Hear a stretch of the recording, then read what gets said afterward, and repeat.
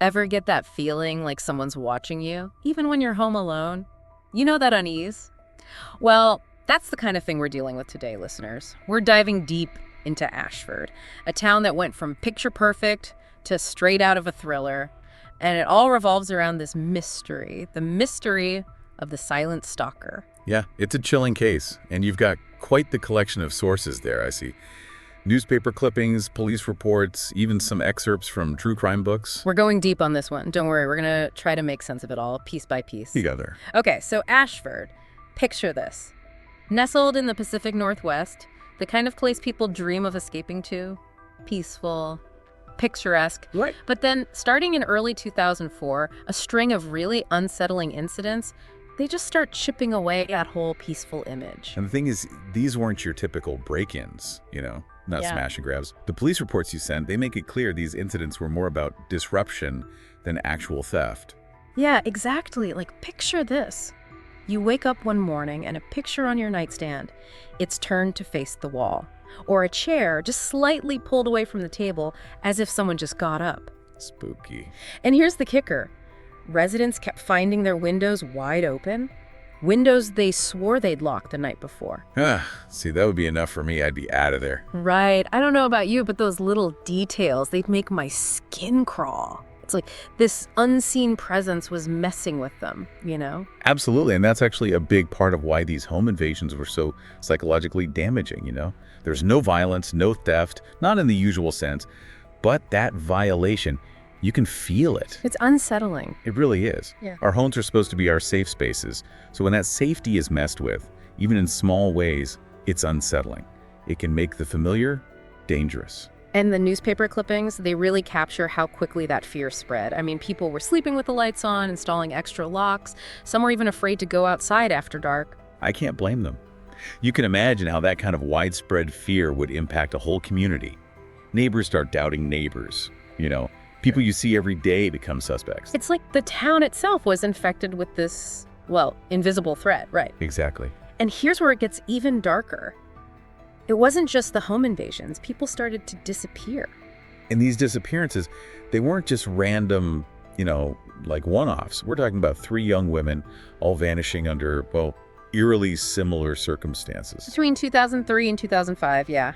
And the details, as we see in these missing persons reports, heartbreaking. It really is. It started with Emily Johnson, a 19-year-old college student. Last seen walking home from her shift, late night at a diner. Just a few blocks from her house. A walk she'd done 100 times, probably. Right. Then a few months later, Heather Davis, 24, vanishes. After a friend's party. Again, just a short walk home, like they both just stepped into thin air. It's like that saying, right? Gone without a trace. Exactly. And then there's Laura Peterson. 21 years old, disappears while walking her dog near Ashford Park. And that's where it gets really strange, at least for me. Because her dog, it comes back, alone. But Laura, never seen again. Reading through all this, you can't help but think about the families of these women left behind. I mean, grappling with this unbearable uncertainty. It's the not knowing. That's got to be the hardest part. No answers, no closure. Just this gaping hole. Where their daughter, their sister, their friend used to be. It's like that saying, right? The absence of evidence isn't the evidence of absence. But in these cases, the lack of evidence, it just deepens the mystery. Absolutely. And that's where the real challenge for investigators came in. Imagine trying to solve a jigsaw puzzle, right? But you've got almost no pieces, no signs of a struggle, no witnesses, no ransom demands, nothing to indicate what happened.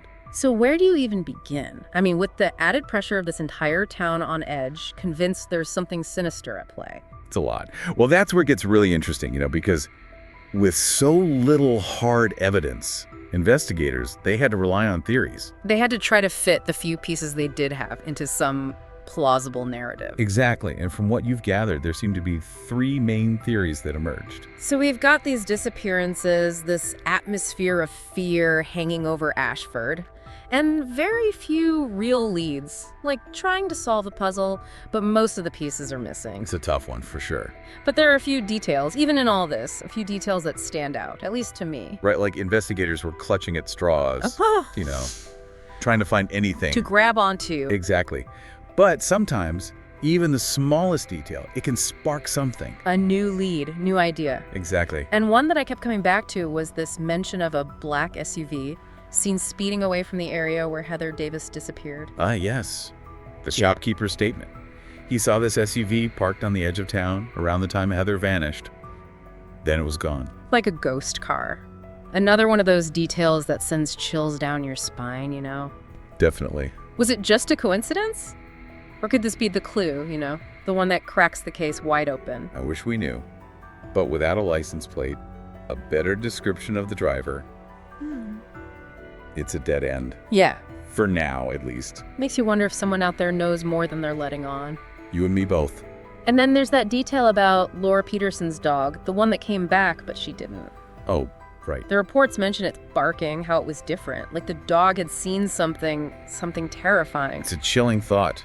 Almost like that dog was a witness, but couldn't tell anyone what it saw. Right, like you wish you could just ask it, Yeah. what happened out there. What did you see? Exactly, Yeah. to have that piece of the puzzle, but no way to access it.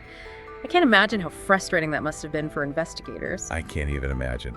And it gets worse because this lack of evidence, it just fueled everything else. All the fear and suspicion that was already gripping Ashford. So they're dealing with the pressure of finding these missing women, and then on top of it, you've got an entire town on edge. Thinking there's a monster in their midst. That's a lot. It really is. And it shows you how insidious this whole case was, how it ate away at everything. Not just safety, but trust, community. Everything that holds a place together. Exactly. So here we are, all these years later, still trying to make sense of it. The enigma of the Silent Stalker, the disappearances still unsolved.